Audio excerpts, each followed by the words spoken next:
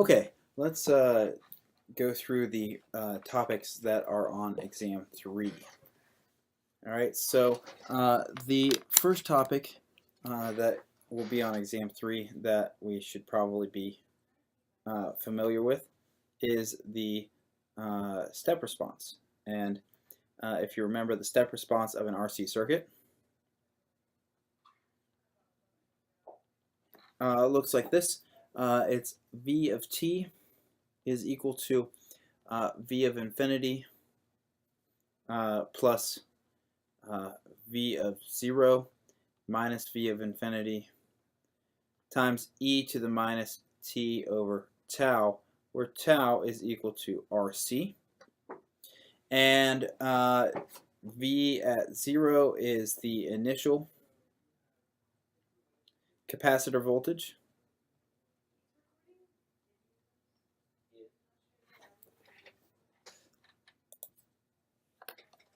All right, and then V infinity is the final capacitor voltage.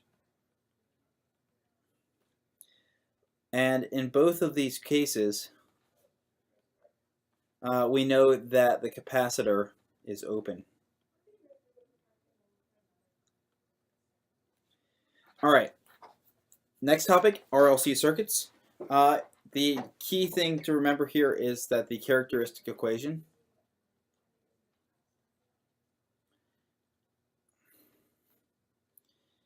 is s squared plus 2 zeta omega n s plus omega n squared is equal to 0, where zeta is what we call the damping coefficient.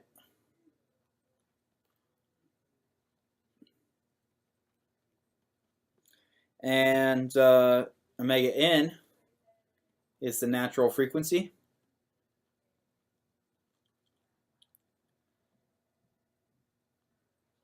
And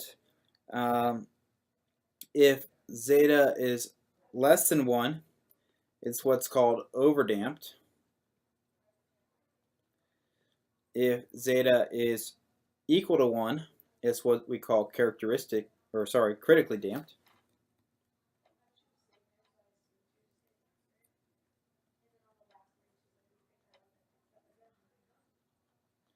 And if zeta is greater than 1, then it is underdamped.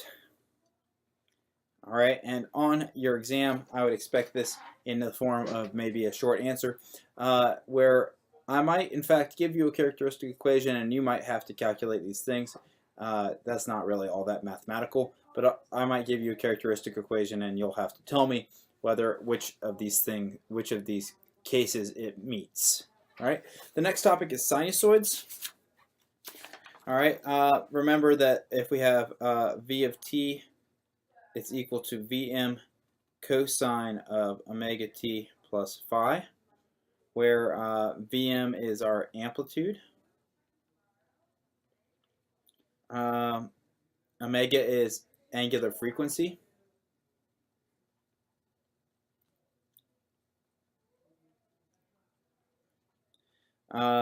And phi is phase. And we have the period t, which is equal to 2 pi over omega, and the frequency, which is equal to omega over 2 pi, or 1 over t.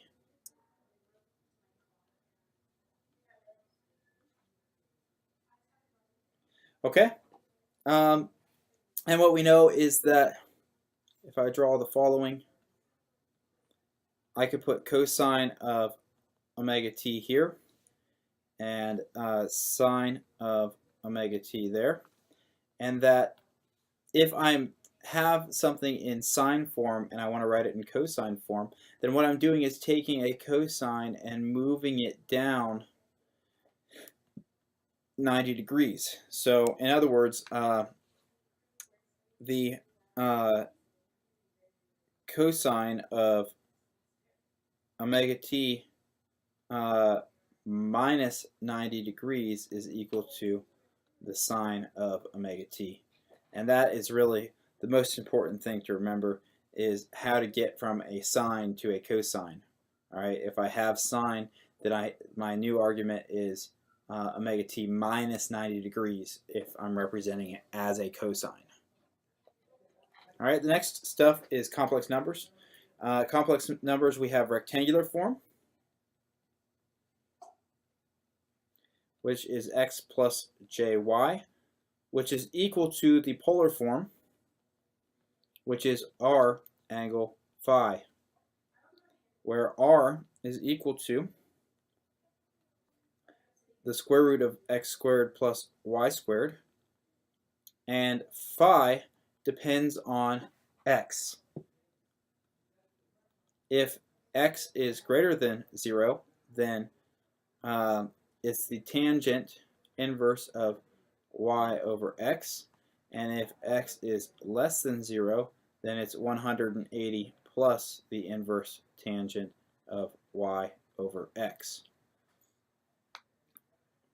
All right, and furthermore from this, we can get x is r cosine of phi, and y is equal to r sine of phi. In addition, j, which is our complex value, j is equal to the square root of minus 1. So 1 over j is equal to minus j, and j squared is equal to minus 1. All right. Every other manipulation you can look at your own notes and figure out, so I'm not overly concerned about that. Phasors. If I have something in the time domain, which is v of t is equal to vm cosine omega t plus phi, a sinusoid, then I can convert this into the phasor domain, which we represent with a vector format, is equal to vm angle phi. And we represent phasors using a phasor diagram in the complex plane, where the x-axis is real and the y-axis is imaginary. And then we represent this as Vm angle phi. And we know that omega is going to go around this way, and this is the leading direction, and this is the lagging direction. All right, the other piece of information we want to know about phasors is that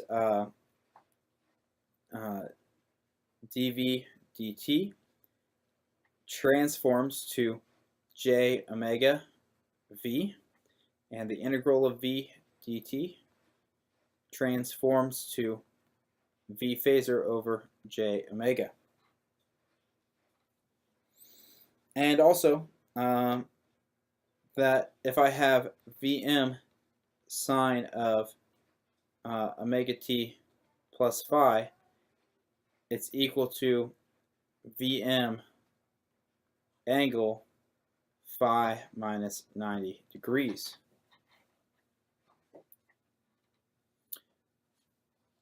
All right, the next piece of information is impedance.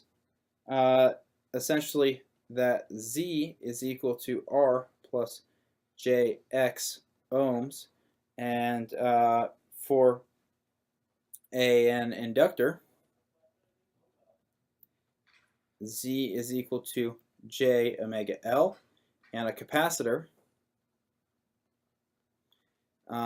Z is equal to minus J over omega L. All right, so, or not omega L, omega C. All right, so we're very clear that this is the case. And furthermore, we know something about the phase in an inductor or a capacitor. All right, phi here and phi here. In a inductor, V leads I by 90 degrees. And in a capacitor, I leads V by 90 degrees. And this is important, and there are two ways that I can remember that.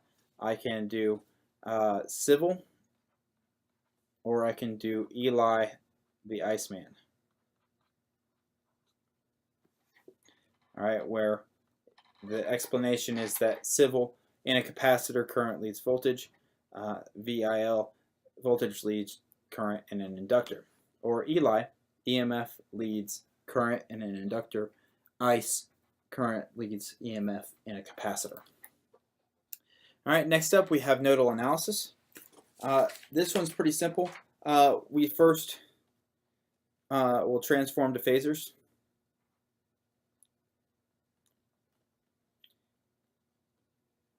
Then we'll do nodal analysis like normal.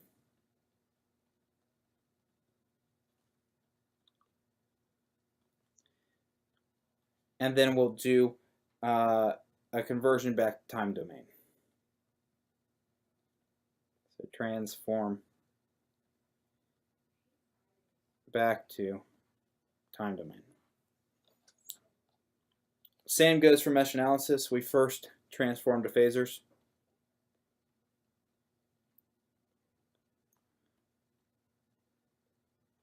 We also will solve normally,